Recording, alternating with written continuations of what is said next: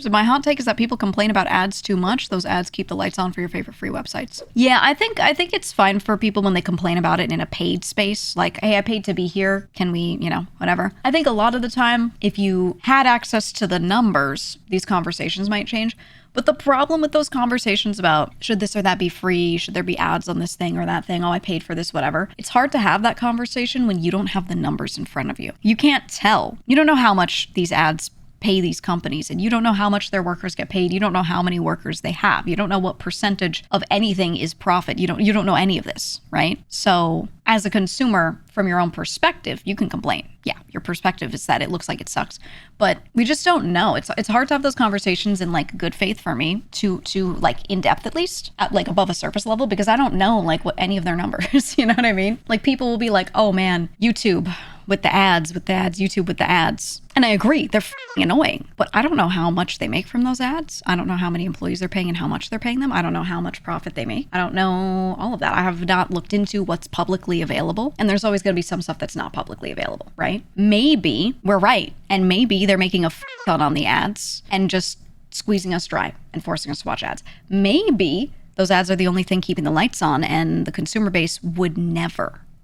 You know what I mean? Like, I don't know. So yeah. From my perspective, though, I agree. Shit's annoying. Shit's everywhere. It bothers me. Totally agree. But, like YouTube has videos from 2005 still sitting there and still available for you to stream for free at any time. I don't know what that costs them, but there's a reason there aren't really a lot of VOD platforms. There's a reason Twitch doesn't store your VODs forever, because that I know is to some extent really costly. So I don't know how much money YouTube spends just to keep everything archived and not dump that old content out eventually and get rid of it. They don't clean up any of that. Everything stays up there. So I don't know, right? I just don't know. And it's hard for me to like admonish YouTube, for example, for it, because I genuinely have no clue what that costs them. But I can't imagine they're like making a lot of money off me.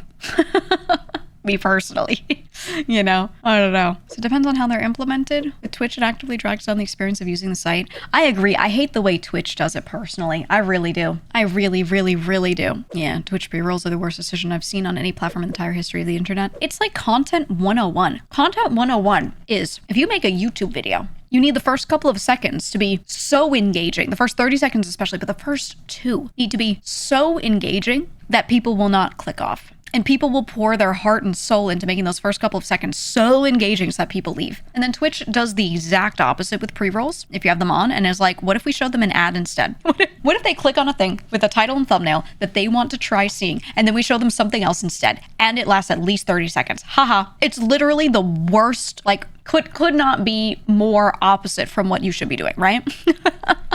Like, why the f do we even have pre-rolls? I understand mid-rolls. That's just inserting an ad into a space the same way TV does, the same way like every video platform eventually does it. Totally fine. But the pre-rolls are like, I don't know.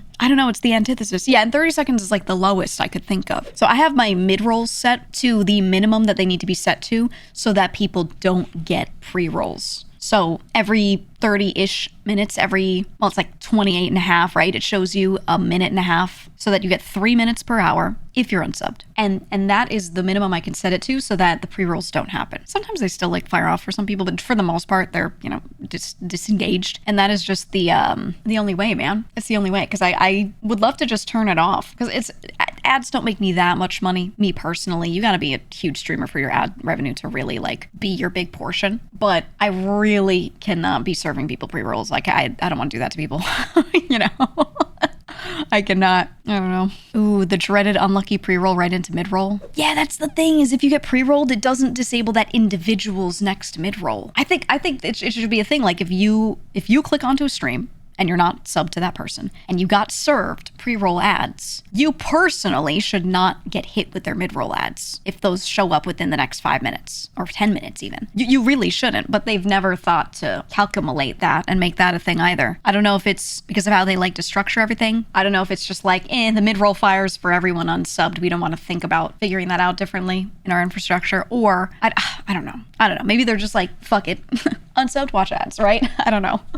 But it's crazy, man. It's crazy that can happen to you, because you could get stun locked for 5 minutes or more. You can actually get sunlock for that long. Anyway, turbo. There's a reason they don't advertise turbo too well. Sub to your favorite streamers and then turbo for everyone else, you know? Yeah, you said turbo's amazing. I went from only watching 2 or 3 people on Twitch to randomly going through categories to finding new people. Yeah. A lot of people that watch roleplay servers, right? Like the GTA RP viewers, so many of them have turbo because they're bouncing between different POVs of people playing on the same server to see like what's going on. And that experience where when you click on 3 different people to see what's happening, what is this person doing at the same time? Because there's like, you know, hundreds of people on the server at the same time and a lot of them are streaming. Most of them are, right? You can't see anything if you get hit with pre-rolls. It's impossible. Impossible to follow anything. So yeah, a lot of that crowd is turbo. Ton of that crowd. And they'll still sub to the streamers they like to support them, you know, and get the emotes, all that kind of stuff. But turbo for everyone else. It's a good thing. Though I don't know what we get paid if someone's watching us with turbo. I know we do get paid something, but I don't know the calculation. I don't know how much, like if I encourage someone here to get turbo and they get it instead of subbing to me, what's the difference for me? I don't know. I still encourage it anyway because I don't hate you, but you know, but like I always wonder like what's the difference, you know? I know it says like evil in the tags, but not like financially evil, you know what I mean? There's a difference. I feel like a chud paying for turbo and YouTube premium, but I can't send ads. Hey, I do both. I do the same. I am okay with it because I use both of those things so much. So much of my entertainment time has gone toward those 2 things. I'm okay with it. I feel like the price that I pay for those things is still less than if I had like a cable TV subscription and was watching cable TV all the time.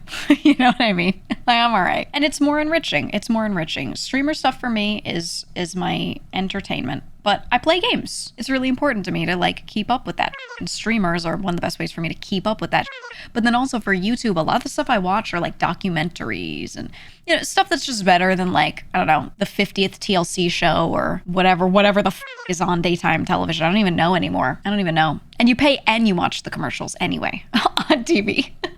You pay for cable and you watch all the commercials, you know? So I'm chilling. I don't mind paying for like turbo and then YouTube premium because I just feel like in the end, I'm gonna do one or the other. So this one just works out better for me. I just accept it at this point. I don't know. Might as well pay and not get ads. That's what I'm saying. Because TV really sucks because they double dip. You're paying the cable company, which is great to get TV. Yay, I paid them. I get a service. That's cool. But then the service you're getting is just them showing you other people's services, right? So then you're getting these channels and those channels, they are second parties that also have their own interests financially, so they have to show you ads. And it's just this double dip that you get hit with that you can't do anything about, you know? So yeah, at least with something like Twitch Turbo or YouTube Premium, you're paying directly to the thing that's showing you the thing. There are content creators that are essentially acting like the TV networks. Like we are sitting there curating stuff and making stuff for you, but there's just fewer hands in the pie.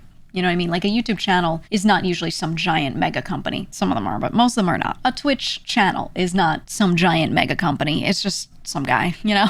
So I think just having fewer people in the pipeline makes it so that you don't get quite so financially screwed. TV's just got a billion layers, you know?